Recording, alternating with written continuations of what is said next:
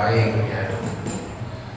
Dalam level aman, mandi itu airnya 2 bulan, fa'aksar atau lebih. Level aman. Jadi mau berendam, mau apa kek itu boleh. Tapi kalau kira-kira airnya sedikit, maka siasatkan seperti tadi gitu. Mandinya pelan-pelan, ratakan air. Jadi airnya nggak sampai 2 bulan pun kita mandi hadas besar, bisa. Boleh. Sama halnya kita mau berwudu. Kita berwudu pakai air yang suci mensucikan segini, bisa nggak? Bisa. Kalau dipraktekin kalau ya, pakai air segini doang berwudu bisa. Ya, tapi ini dipraktekin di sini. Ya, tidak yang ditaruh sini. Ini diratakan, tapi jangan putus-putus, terus diratakan. Karena dia tugasnya meratakan air, jangan putus-putus. Ya gitu. Jadi walaupun air itu cuma 2 bak banyaknya, sebab kalau ditutup 2 bulan kan kesian yang jatah airnya dipanggil orang sedikit, bisa ke rawa pun diburunkan. Jadi bisa disiasati pelan-pelan. Dan jangan sampai air bekas basuhan ini masuk ke dalam bak tadi. Itu maksudnya. Jadi caranya begitu. Misalkan Pak Haji bibirnya rambutnya panjang, jadi air bekas basuh ini rambut, ingat ya, basuhan pertama yang meratakan air. Ingat ini. Jadi kalau udah basuhan selanjutnya airnya udah rata, itu mah udah nggak syarat lagi, syaratnya udah gugur. Misalkan udah mandi gitu, udah rata air semuanya, ya itu yang pertama. Kalau basuhnya lagi, itu mau udah tambahan. Jadi ketika masuk namanya bukan mustakmal, karena udah selesai untuk syarat meratakan air. Jadi walaupun airnya cuma bak besar atau ember besar, bisa caranya gitu lagi. Oh enggak ada. Tidak ada batasan kalau mandi air sebesar 100 gayung atau 20 gayung. Kalau 20 gayung bisa gemuk. Lah kayak teman kan gimana? Temannya jangan saya. Jadi Pak Haji,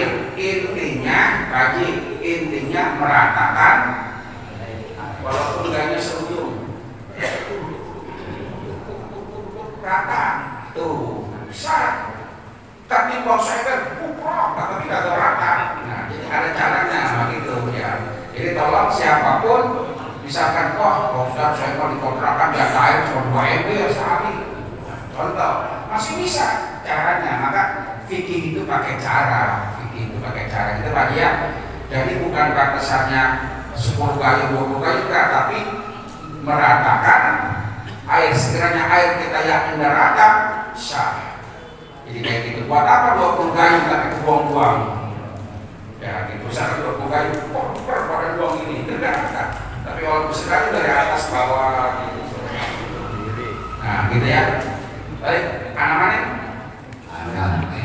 Ya. Assalamualaikum warahmatullahi wabarakatuh. Kita kalau kita mandi hadas besar dikali dirawat atau di kolam, itu niatnya apa kita turun atas bola sebelumnya gitu maksudnya. Mohon penjelasannya pakai cari kawan bukan kawan. Jadi begini, kita kembali kepada pengertian niat dalam Fathul Qorib. Ya, apa yang dinamakan dengan niat? Qasdu syai'in muhtaranan bi fi'lihi. Tuh, pengertian niat, definisinya. Qasdu syai'in muhtaranan bi fi'lihi. Berhasrat melakukan sesuatu yang dibarengi dengan perbuatan. Kita ketika sholat niatnya kapan? Indah takbiratul ihram. Allah. Nah, kita mau wudu niatnya kapan? Ingat, ada lafaz niat, ada niat. Nah ini nih usoli niat bukan? Niat bukan? Bukan. Itu lafaz niat wa talaffuzuhu sunnatun, melafazkan niat hukumnya sama kita wudhu melafazkan sunnah, tapi wajibnya inda muslimin al-wajib. Sama mandi juga begitu. Ketika air nyampe saya niat mandi gitu. Sekarang bagaimana kalau kita di kolam? Ya sama. Mau kita nyebur langsung, mau kita langsung turun, ya atau apapun, ketika kita nyebur, nah di situ berbarengan dengan ya. Saya netan kepada bilang, kayak gitu ya. Itu niat. Kalau di atasnya mah saya niat mandi, itu belum niat, itu namanya lafaz. Makanya kalau orang-orang di luar ahlu sunnah wal jamaah yang mempermasalahkan niat, kok sholat pakai usoli, itu salah pertanyaannya. Kok sholat pakai usoli? Kita pakai usoli udah sholat belum? Belum. Jadi pertanyaannya itu salah, gitu ya. Dan baru ya, jadi ketika membarengi berhasrat sesuatu yang dibarengi dengan perbuatan, di contoh niat, saya niat minum, itu niat kan? Ya. Tapi saya niat minum karena Allah Ta'ala, lafaz, karena belum nih. Kalau bahasa kita dulu gimana saya malu? Saya mau kacau, itu niat. Baik, lagi, ya. Assalamualaikum. Habis dia kacau, orang semua kayak buka. Mohon maaf Pak Age, mau sedikit bertanya. Bahwasanya kalau kita niat mandi junub itu kan yang penting kan membasmi tubuh semuanya. Nah, pertanyaannya terkadang itu saya kalau misalnya mau itu kemaluannya itu kita cuci pakai sabun dulu, berarti nggak boleh ya? Jadi sebelum kita niat, kita cuci pakai sabun dulu, baru kita niat sambil membasuh seluruh tubuh air. Oh ya. Jadi ada sunnah-sunnah tertentu, ya seperti berwudu, sunnah sebelum mandi, termasuk membersihkan kemaluan, itu sunnahnya. Sebelum kita mandi, bersihkan dulu kemaluan kita, kemudian berwudu, baru mandi. Tapi kita udah basuh yang tadi, airnya udah basuh tadi, nggak dikategori itu masuk air mandi, bukan. Jadi silakan bersihkan dulu kemaluan, tapi ketika mandi tetap airnya harus sampai ke kemaluan. Apalagi yang perempuan, harus jongkok, harus tinggi begitu, karena banyak lorong-lorong tertentu. Jadi ya bersihkan dulu, kemudian berwudu, lalu mandi, boleh silakan. Tapi tadi yang kita udah bersihkan kemaluan kita pakai air tadi belum terhitung air mandi wajib, gitu ya. Ini seperti itu. Pakai sabun. Kalau itu namanya kan membersihkan di luar mandi. Yang tadi yang membuat berubah air ketika dibarengi mandi. Sebelum mandi dibersih pakai sabun, gitu kan ya. Kemudian dibasuh lagi, udah selesai. Kemudian mandi harus diratakan lagi. Ketika sebelum rata nggak boleh pakai sabun. Nah, kayak gitu maksudnya. Ya, tapi sebaiknya sabun itu terakhir aja nantinya. Diratakan dulu semuanya, baru pakai sabun. Diratakan dulu airnya, baru pakai sabun. Gitu ya. Baik. Cukup ya? Lagi Bu? Sholat. Yasin? Mana? La ilaha illallah. Iya. Terima kasih. Assalamualaikum warahmatullahi wabarakatuh. Bolehkah air mustahab itu kita gunakan untuk cuci pakaian atau untuk mandi? Saja, terima kasih. Baik ya. Air mustakmal, jadi ada air tahir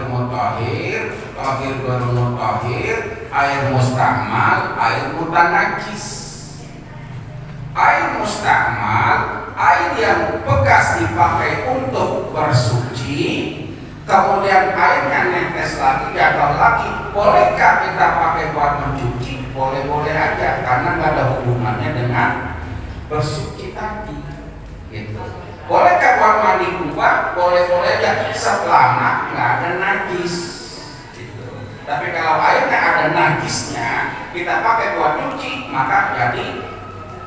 Makanya kalau cuci najis jangan direndam, hilangkan dulu najis ainiahnya, baru dicuci biar gak kecampur sama yang lain. Jadi boleh, silakan. Bekas wudhu airnya kita buat mandi, boleh. Kita buat cuci, boleh.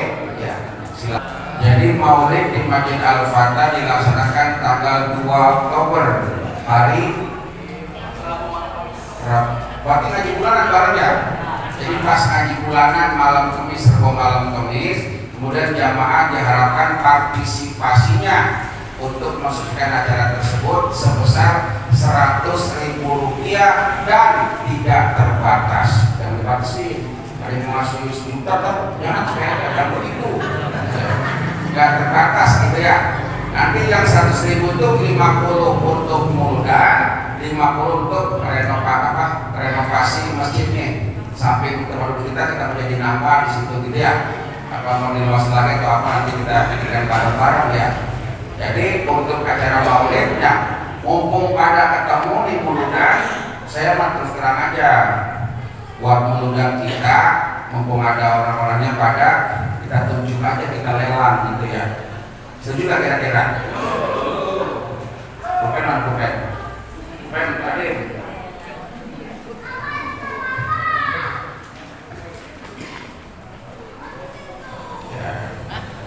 Jadi untuk acara peringatan Maulid ya, untuk acara peringatan Maulid ya, selain dari tadi edaran tadi, siapa saja yang mau membuat peringatan Maulid dipersilakan mulai ini malam.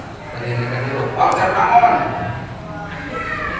ya kan, dan direktur dari kemarin.